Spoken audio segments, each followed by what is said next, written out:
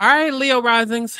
I'm gonna keep it a buck with you. May is gonna feel like pressure, not random stress, not chaos for no reason, but pressure. The kind that shows up when your life is asking you to level up, but your current structure can't support where you're trying to go. So things start filling off. Your home life, your career direction, your emotional stability. I mean, you might feel like you're being pulled in multiple directions at once. Like, why the fuck is everything happening at the same time? It's because it is.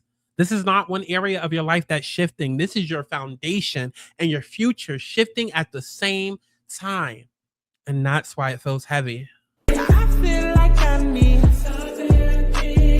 You tried to fight, but you can't escape me. My brain is racing for something. My heart is racing for clarity.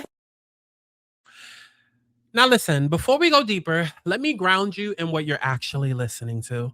My name is Sky Santana, better known as Aubrey, when I'm doing these more spiritual readings, content, astrology, all that good stuff. And I'm here to align you to your highest soul, your highest timeline, and your highest potential using astrology and intuitive insight. And I need you to understand something. This reading is based on your rising sign because your rising determines your houses, which is how these transits actually show up in your real life. Now, tarot reads energy and emotions, but astrology tells you where it's happening, tells you when it's happening, and shows you what area of your life is being activated. So when I'm talking about your fourth house, your 10th house, your 11th house, I'm telling you exactly where this is playing out. And so this reading is general. If you want your specific timing, your specific outcomes, your personal chart, book a reading. TheAligningsouls.com. That's where we get into you.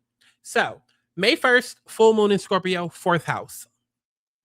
The month is going to open up literally at home, emotionally, internally, and it hits deeper than you expected because this full moon lands in your fourth house. This is home, family, emotional security, your private life, and something here is getting exposed.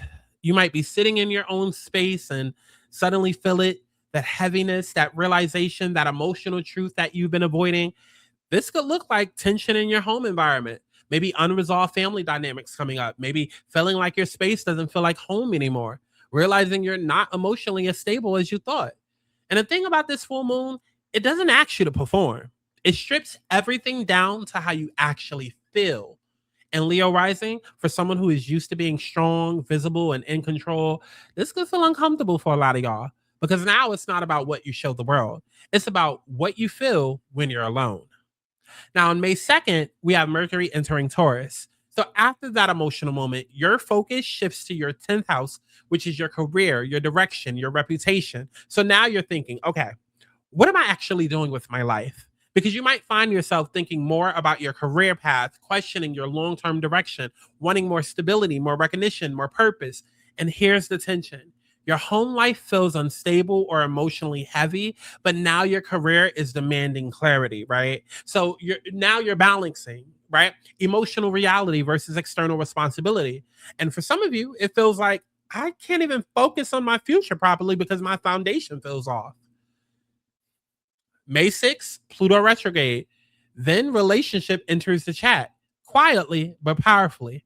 Pluto goes retrograde in your 7th house of relationships. And this is where you start seeing people differently, not dramatically, but subtly, right?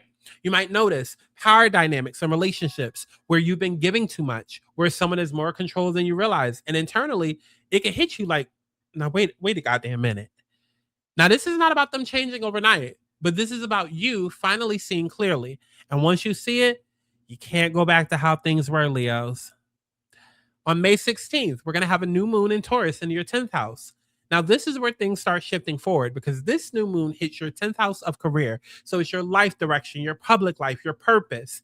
And something clicks, not emotionally, practically. You start thinking, I need to take my life more seriously. Now, this could show up as wanting to build something long term, making a decision about your career, stepping into a more mature, disciplined version of yourself. This is not about dreaming anymore. This is about building.